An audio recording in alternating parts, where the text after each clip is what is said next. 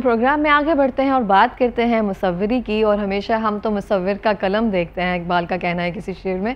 तो हमारे साथ मौजूद हैं आज एक आर्टिस्ट अदील अहमद। अस्सलाम वालेकुम। वालेकुम सलाम। बहुत शुक्रिया हमें ज्वाइन करने के लिए फर्स्टली so much। और अदील, सेकेंडली की जो एक आर्ट है जिससे आप मुसव्विरी कहते हैं, जिससे आप स्केचेस बनाते हैं या पेंटिंग बनाते हैं, तो ये तो एक खुदादाद सलाहियत होती है। आप इसको शुरू में एक होती है तो फिर आप उसको पॉलिश करते हैं, निखारते जाते हैं ना।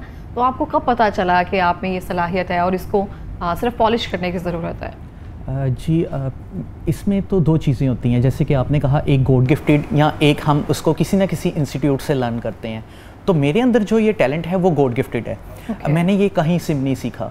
तो जैसे कि आपने पूछा कि कब से आपके अंदर ये टैलेंट मौजूद है, तो 2020 के अंदर 2020 में मैंने इसको सबसे पहले अपनी स्केचिंग को स्टार्ट किया। तो लॉकडाउन के दौरान जब छुट्टियां थी। जी बिल्कुल। तो मैंने आया कि देखा क्या मेरे अंदर ये टैलेंट मौजूद है कि नहीं। तो स्टार्टिंग में मैंने एक स्केच बनाने की कोशिश की, उसको ट्राई किया। तो मुझे कोई टूल्स और टेक्निक का नहीं पता था, तो वहाँ से फिर मैंने इसको स्टार्ट किया। सही हो गया। तो फिर उसके बाद आपने जब इसको दूसरे लोगों के, जब आप सेलिब्रिटीज़ या दूसरे आर्टिस्ट की स्केचेस जब आपने स्टार्ट किए, तो वहाँ से अप्रिसिएशन मिली, तो फिर और कॉन्फिडेंस जो है ना वो बूस्ट हो जाता है। जी बिल्कुल। जब मैंने स्टार्ट किया था तो मुझे कोई टूल टेक्निक का नहीं पता था। बेसिक पेंसिल्स और जो शीट होती है उससे मैंने अपना स्टार्ट किया स्केच। तो सबसे पहले मैंने एक पर्सनालिटी का स्केच बनाना स्टार्ट किया। तो मेरे पीर साहब हैं, हसन हसीब रहमान साहब, उनका। तो मैंने जब सबसे पहले बनाता था, आई ड्रा करता था, तो अपनी फैमिली को दिखाता था कि आया कि मुझे बताएं क्या मैं ये ठीक बना रहा हूँ कि नहीं। तो वो जब मुझे अप्रिशिएट करते थे तो मेरे अंदर और हौसला पैदा होता था कि मैं इसको और बेटर कर सकता हूँ। तो जब मैंने तकरीबन 2 वीक बाद वो स्केच कंप्लीट किया और उसको पब्लिक किया सोशल मीडिया के ऊपर, तब लोगों ने मुझे अप्रिशिएट किया। इसका मतलब है दिस टाइम तकरीबन कोई 20% अप्रिशिएट करने वाले थे और 80% नहीं करने वाले थे। वो तो साथ चलता है, वो ये फर्स्ट ये फेज़ था। तो लेकिन जब मैं उसको करता गया, उसको प्रैक्टिस करता गया, अपने जो टैलेंट है उसको निखारता गया, जैसे आपने कहा कि उसके ऊपर वो काम करते रहे तो वो पॉलिश होता है, तो मैं उसके ऊपर काम करता रहा। तो एक ऐसा वक्त आया तो जब मुझे सोशल मीडिया पे लोगों ने अप्रिसिएशन देना शुरू कर दी।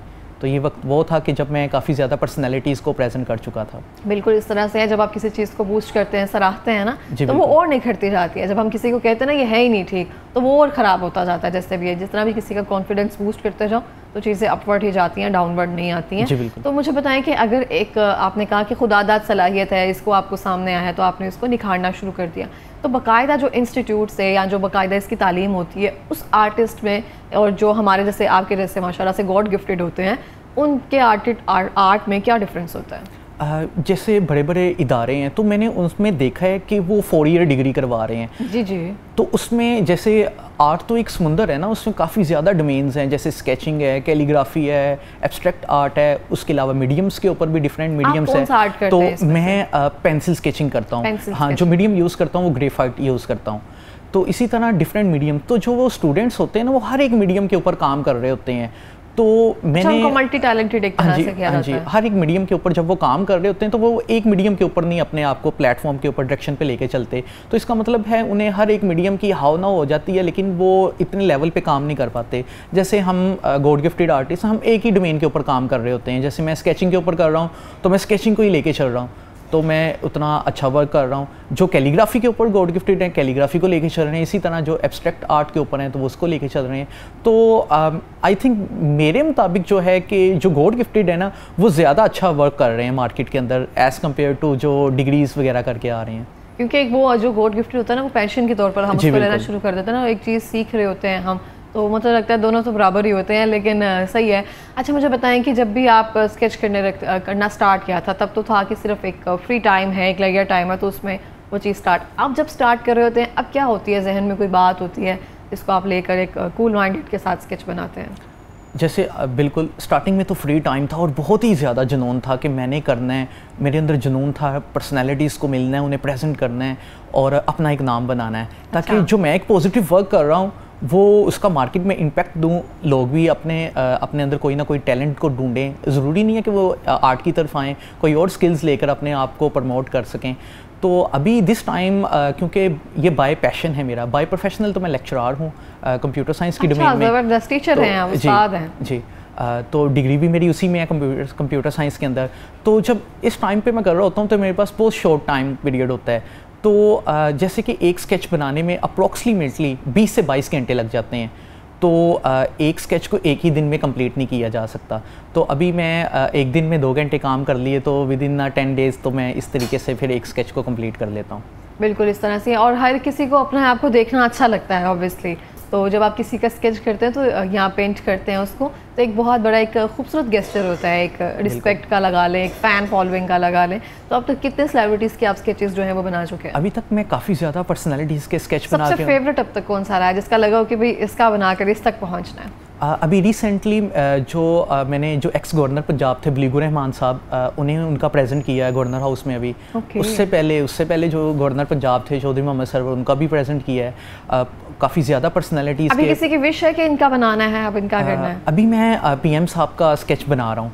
पीएम साहब का स्केच बना रहे हैं? पीएम साहब का, शहबाज शरीफ साहब का। जी, ज़बरदस्त। फिर उनको प्रेजेंट करना है, उनको प्रेजेंट करना। तो ये बहुत अच्छी बात होती है। तो आप देखते हैं, तो जो आपने अब जब स्टार्ट लिया आपने, 20% जो लोग थे तो वो आपको अप्रिशिएट कर रहे थे, और जो 80% है वो जो क्रिटिक कर रहे थे। अब कितने लोग हैं? अब तो टोटली डिफरेंट हो गया होगा। अब अल्हम्दुलिल्लाह 95% लोग अप्रिशिएट करते हैं। 95%, 5% तो हमेशा रहते ही हैं। ऐसे ही है। और वो ज़रूरी भी हैं। वो मैं कहने लगी थी, वो ज़रूरी भी हैं। आपको किक दे रहे होते हैं, भाई रुकना नहीं है, तुम इतना कोई वो नहीं हो, और करते जाओ मेहनत। तो मुझे बताएं, बाय प्रोफेशन तो आपने बता दिया कि टीचर हैं और उस तरह से, तो जब आप देखते हैं कि बच्चों में आप जो भी स्टूडेंट्स उनको पढ़ा रहे होते हैं, उनमें भी कोई खुदादत सलाहियत होती है ऑब्वियसली, और पढ़ना तो उन्होंने है ही, तो आप उनको कभी गाइड करते हैं या मोटिवेट करते हैं कि आप में भी कोई इस तरह से सलाहियत होगी, उसको भी निखार कर सामने लेकर आएँ? जी बिल्कुल, अल्लाह रब्बुल इज़्ज़त की ज़ात ने ना हम सब के अंदर कोई 10-12 स्किल्स डाल के ही हमें इस रूहे ज़मीन पर भेजा है। तो स्किल्स को बाहर निकालना, उसको ग्रो करना, ये हम पे डिपेंड करता है। लेकिन ये तब होती है जब हमें कोई प्लेटफॉर्म मिले, कोई अपॉर्चुनिटीज़ मिले। तो अल्हम्दुलिल्लाह मैंने जहाँ पे मैं जिस इदारे में काम कर रहा था, जिस कॉलेज में, अब वहाँ पे भी मैंने एक बैच कंप्लीट किया था 36 गर्ल्स का, अपना एक कोर्स लॉन्च किया था ऑब्जेक्ट आर्ट का। तो अभी अल्हम्दुलिल्लाह एक और इदारे के साथ कोलैबोरेशन मेरी हुई है, तो वहाँ पे भी तो गर्ल्स के अंदर ये आई थिंक ज़्यादा as compare to the boys ये ज़्यादा स्किल्स मौजूद होता है, और उन्हें फारिग टाइम होता है ज़्यादा घर में, तो ये कर सकते हैं। लड़कियों के पास नहीं फारिग टाइम होता इसको दुरुस्त करें। जी, तो वो उनको ज़्यादा शौक़ होता है ये काम करने का। तो अल्हम्दुलिल्लाह काफ़ी ज़्यादा बच्चियाँ इसके ऊपर काम कर रही हैं, तो मैं बच्चों को भी प्लेटफॉर्म प्रोवाइड कर रहा हूँ, उन्हें अपॉर्चुनिटीज़ दे रहा हूँ, ताकि वो अपॉर्चुनिटीज़ को ग्रैब करें और अपने आप को भी ऊपर की तरफ लेकर आ सकें। और ये बहुत अच्छी बात होती है कि अगर आप में अल्लाह ताला ने कोई सलाहियत रखी है ना, तो आप इसको इम्प्रूव करके आगे लेकर जाते हैं, अपने तक नहीं रखते हैं, क्योंकि जो भी आपके पास हुनर है, सलाहियत है, वो आगे दी जाने के लिए अल्लाह ताला ने आपको दी होती है। तो अपने तक रखेंगे तो फिर तो बैठे रहे ना। तो ये एक बहुत अप्रिसिएशन बात है कि आप अपने स्टूडेंट्स को वो सिखा रहे हैं जो आपके पास हुनर या इल्म है।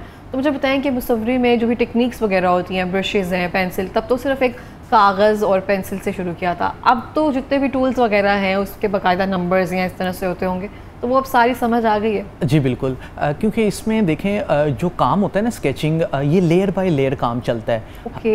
हर एक लेयर के ऊपर डिफरेंट ग्रेड की पेंसिल यूज़ की जाती है। आउटलाइन के लिए डिफरेंट ग्रेड की पेंसिल्स है, उसके बाद शेडिंग के लिए डिफरेंट ग्रेड की है, कहीं पे डार्क करना है, कहीं पे लाइट करना है, तो डिफरेंट डिग्रीज और ग्रेड्स की ये ना पेंसिल्स होती हैं, जो हम यूज़ करके फिर उसको मतलब कि लोअर लेयर से लेकर हायर लेयर के ऊपर लेकर आते हैं। तो ये टेक्निक्स होती हैं। उससे पहले सबसे पहले जब हमने उसकी आउटलाइन को ड्रा करना है, तो वो कौन सी टेक्निक से ड्रा करना है, फ्री हैंड यूज़ करना है या फिर उसे ग्रिड मेथड से, तो ये काफ़ी ज़्यादा टेक्निक्स हैं जो हम बच्चों को गाइड करेंगे तो वो इसके ऊपर कर सकते हैं। तो आप मुझे बताएं कि जब आपने ये चीज़ अपने अंदर बिल्कुल इसको क्या पहचान लिया कि मेरे अंदर ये हुनर है और इसको मैंने लेकर आगे चलना है, उसके बाद कभी ये शौक़ हुआ कि मैं इसको थोड़ा सा सीखना चाहता हूँ, या मैं मुझे है कि थोड़ा सा और पॉलिश हो जाएगा, या खुद से ही अभी तक आपने इसको लेकर चले हैं? एक दो फेज़ पे जाके मुझे लगा था कि मुझे कहीं ना कहीं से ना इसको सीखने की ज़रूरत है, लेकिन उस टाइम मुझे एक टाइम नहीं मिल सका कि मैं कहीं पे जा सकूं, क्योंकि प्रोफेशनलिज्म में जब होते हैं हम तो काफ़ी ज़्यादा टाइम कंज्यूम हो जाता है जॉब में। तो लेकिन मैंने खुद को इसके ऊपर काफ़ी ज़्यादा टाइम दिया, चीज़ों को देखा कि कहाँ पे कौन सी चीज़ कैसे यूज़ करनी है और कहाँ पे अगर प्रॉब्लम आ जाए तो उसको कैसे हैंडल करना है। तो ये सारी चीज़ों को मैंने खुद ही ऑब्ज़र्व किया, तो अल्हम्दुलिल्लाह मैंने इम्प्रूव किया है। तो अभी जब हम बच्चों को सिखा रहे होते हैं, चीज़ें बता रहे होते हैं, तो और भी चीज़ें हमारे अंदर नज़र आ जाती हैं कि हम कहाँ पर क्या मिस्टेक कर रहे थे, अब उसको कैसे हमने ठीक करना है। तो हम हमेशा कहते हैं शौक़ का कोई मुल नहीं, तो जब भी हम शौक़ की बात करते हैं तो हम सिर्फ इनपुट दे रहे होते हैं अपना, ना आउटपुट की परवाह नहीं कर रहे होते हैं। मतलब कि अगर मैं कहूँ कि हम पैसे की परवाह नहीं कर रहे होते हैं ना, कि हमें पैसा आ रहा है, कितना आ रहा है। तो इसमें भी ऐसा ही है ना, आपके पास कभी कोई स्केच आ गया, कभी नहीं आया, तो वो आमदन हुई ना हुई तो एक बराबर होती है, क्योंकि एक शौक के तौर पर चल रहा है ना। इसको एज अ बिज़नेस तो नहीं ना रखा आपने? नहीं, एज अ बिज़नेस नहीं, क्योंकि मैंने जितने भी स्केचेस मेजॉरिटी में किए हैं वो सारे पर्सनैलिटीज़ के लिए ही किए हैं, पर्सनैलिटीज़ को बना के उन्हें ही प्रेजेंट किए हैं। तो उनको ही दिया, तो मतलब कोई इसमें से खाता नहीं, सिर्फ मेहनत ही दी है अपनी, और सिर्फ अप्रिसिएशन को जो है ना अपना रिवॉर्ड समझा है कि अगर किसी स्केच के बाद किसी ने बहुत अप्रिसिएशन कर दिया तो मतलब कि ये मेरा रिवार्ड और मेरे पैसे पूरे हो गए। जी बिल्कुल, तो ये बहुत अच्छी बात है, इस तरह से भी होना चाहिए। लेकिन मुझे लगता है कि इस चीज़ को अगर आपके पास सलाहियत है, तो अगर कोई भी सलाहियत है उसको मनवाना चाहिए, और जो आप मनवा रहे हैं और इसको बाकायदा आपको उसको एंटरप्रेन्योरशिप में भी लेकर आएँ। आपको लग रहा है कि आपके स्केच वर्थी है तो लोग पैसे देकर बनवाएं। सब तो बना लेते हैं यार, मैंने बहुत से आर्टिस्ट का देखा है, उन्होंने बाकायदा अपने बायो में लिखा होता है कि don't ask me for free sketch. तो अगर आपको आकर कोई डीएम में कहता है ऐसे कि मुझे फ्री स्केच चाहिए, तो उसको बना देते हैं? नहीं, कभी नहीं बना के देता। सही है, क्योंकि अक्सर होता है ना ऐसे कि हम कहते हैं कि हमारा स्केच बना दो, तो ये एक बड़ा सिलसिला चल रहा है। जी, जब मैं एक स्केच बनाता हूँ, किसी पर्सनालिटीज़ को प्रेजेंट करता हूँ, तो जब सोशल मीडिया पे उसमें को मैं पब्लिक करता हूँ ना, तो उसी दिन ही मुझे 400-500 मैसेजेस आ जाते हैं। 400-500 मैसेजेस आ जाते हैं कि मेरा भी स्केच बना दे हमें, तो मैं कह देता हूँ इंशाल्लाह। अच्छा, इंशाल्लाह सुन। ये सब सुन लें, जब जिसको ये कहे ना इंशाल्लाह, वो कभी स्केच नहीं बना कर देंगे उसको दिल। तो ये एक मुझे लगता है कि अच्छी बात है, नहीं बना कर देना चाहिए। अगर आपको कोई आर्ट है, अगर आप एक आर्टिस्ट हैं, तो फ्री में नहीं देनी चाहिए कोई चीज़, आपने वर्थ एक रखनी चाहिए, और दूसरों को भी इस चीज़ का ख्याल रखना चाहिए कि हर किसी का एक डेकोरम होता है। तो आप मुझे बताइए कि आपके फेवरेट आर्टिस्ट कौन है, आपको किससे इंस्पिरेशन मिलती है? देखते तो होंगे जब भी हम किसी काम में जाते हैं, तो हम अपने जो भी कंपैटिटर या फिर जो आर्टिस्ट होते हैं उस फील्ड से रिलेटेड, हम उनको चेक्स ऑन तो रखते हैं। मेरे जो करीबी 2 आर्टिस्ट हैं, वो एक तो है जाहिद बेग हैं और एक सैयद ज़ैन है, जो जिनका मेरे साथ मतलब कि ज़्यादा अटैचमेंट है। तो हम एक दूसरे के काम को अप्रिशिएट करते रहते हैं सोशल मीडिया पे, एक दूसरे को गाइड करते रहते हैं। तो इन दोनों के साथ मेरी ज़्यादा अटैचमेंट है। अटैचमेंट इनके साथ ज़्यादा है, लेकिन किसको देखकर लगता है कि भाई इसके जैसा ना आर्ट एक दिन बनाना है, और किसके आर्ट में लगता है कि सफाई बहुत ज़्यादा है? वैसे तो एक पाकिस्तानी आर्टिस्ट नहीं है, केल्विन ऑकफर। मुझे भी नहीं पता उनका। बहुत ही मतलब कि कह लें कि इतने नेक्स्ट लेवल का आर्ट बनाते हैं कि वो लगता ही नहीं है कि वो एक रेफरेंस पिक है, ओरिजिनल पिक लगती है। तो मैं चाहता हूँ कि मैं उनके जैसा एक आर्ट करूँ इंशाल्लाह। तो पाकिस्तान में से कौन सा ऐसा आर्टिस्ट है जिसको देखकर लगता है कि भाई इसके जैसा बनवाना? जाहिद बेग। जाहिद बेग, जी ठीक है। तो उनसे कभी मुलाकात या उनसे कभी चिट चैट हुई है? जी बिल्कुल। तो वो आपको अप्रिशिएट करते हैं और बताते हैं कि क्या कॉन्स एंड प्रॉन्स हैं, क्या चीज़ें जो है बेहतर करने की ज़रूरत है? जी बिल्कुल। या इस चीज़ को बेहतर कर सकते हैं। आप इधर किस सेलिब्रिटी का आर्ट है पाकिस्तान में ही, या जिसका स्केच है आप उसको बनाकर उसको पेश करना चाहेंगे मेरे अलावा?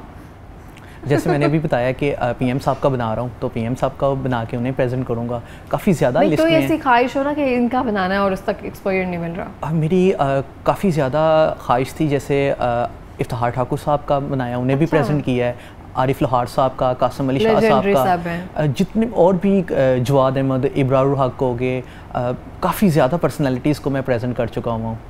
तो अभी भी पर्सनैलिटीज़ को काफ़ी ज़्यादा है पाकिस्तान में, तो इंशाल्लाह फ्यूचर में सबका ये इरादा किया है, सबको देना है, प्रेजेंट करना है, सबको खुश रखना है। जी बिल्कुल। अच्छा, मुझे बताएं कि जो भी मुसव्विर एक आर्टिस्ट है पाकिस्तान में, उसकी क्या वर्थ है अगर आप देखें, और अगर हम दूसरे कंट्रीज से इसका कंपैरिजन करें तो क्या वर्थ है?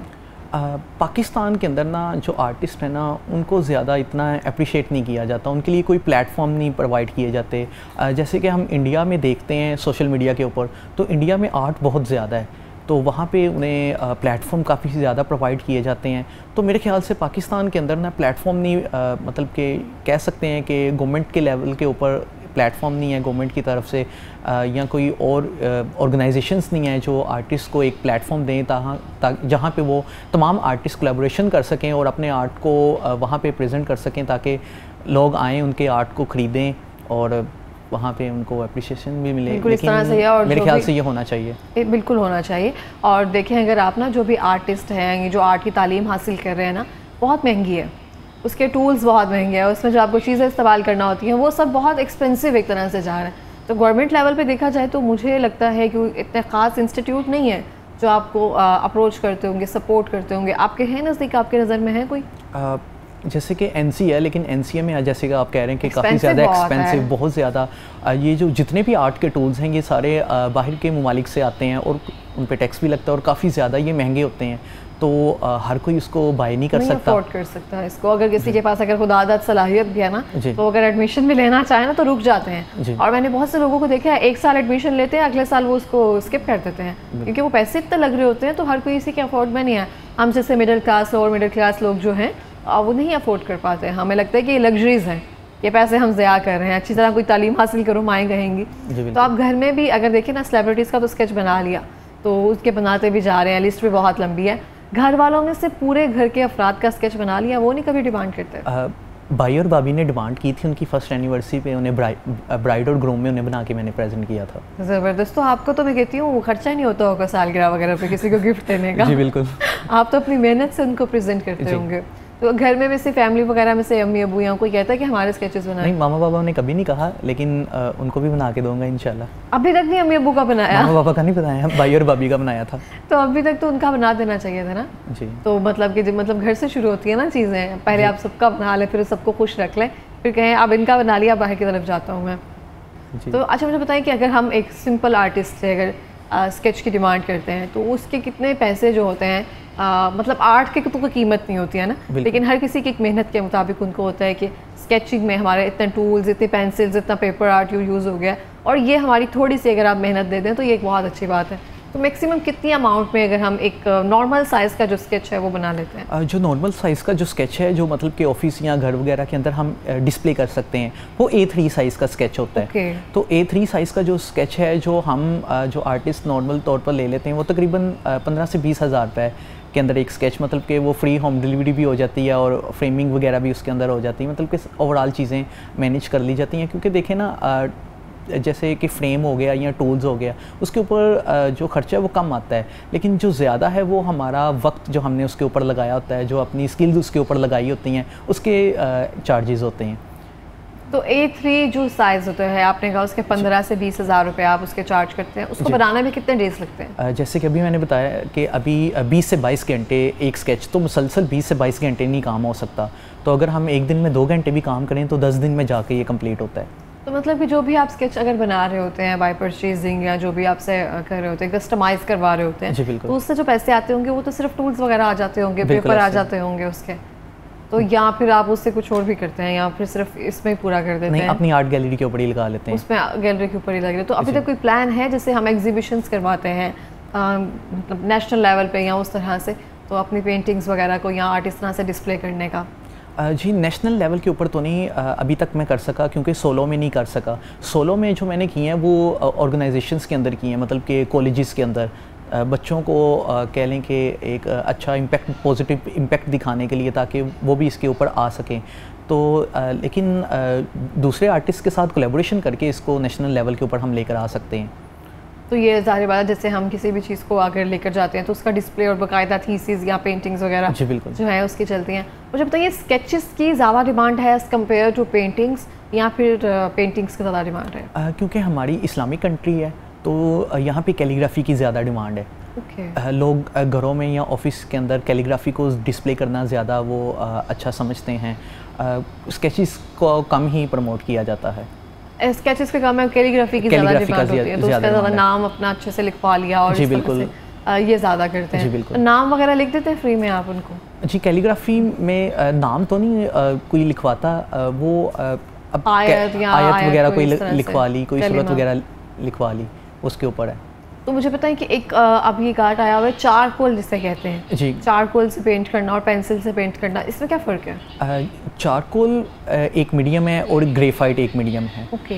चारकोल भी ग्रेफाइट तो पेंसिल में होता है जी, पेंसिल, चारकोल भी पेंसिल में भी आ जाता है, पेंसिल के अंदर भी आ जाता है, वैसे भी उसका पाउडर भी मिल जाता है। वो डिफरेंट कह लें कि सिनेरियोज़ के अंदर, वो वेरिएंट के अंदर होता है। तो मैं ग्रेफाइट के ऊपर काम करता हूँ, क्योंकि ग्रेफाइट के ऊपर उसको हैंडल करना ज़्यादा इजी है। चारकोल के अंदर उसको हैंडल करना इतना इजी टास्क नहीं है, वो थोड़ा सा डिफ़िकल्ट टास्क है। तो इसलिए मैं काफ़ी ज़्यादा, हाँ जी, बहुत शुक्रिया आपका प्रोग्राम में आने के लिए। Best of luck for your future ahead. और इसके साथ मैं भी यही कहना चाहूँगी कि जो भी आप में सलाहियत है उसको निखार कर सामने लेकर आएँ, और आप अपने बच्चों पर ज़्यादा ध्यान रखें कि इसमें कौन सी सलाहियत है और कौन सी सलाहियत जो है आप उसको मज़ीद पॉलिश करके निखार कर सामने लेकर आ सकते हैं। सिर्फ करिकुलम जो एक्टिविटीज़ हैं उस पर नहीं, उनकी जो प्रैक्टिशंस हैं या जो पैशन है उनको भी सामने लेकर आया जाए।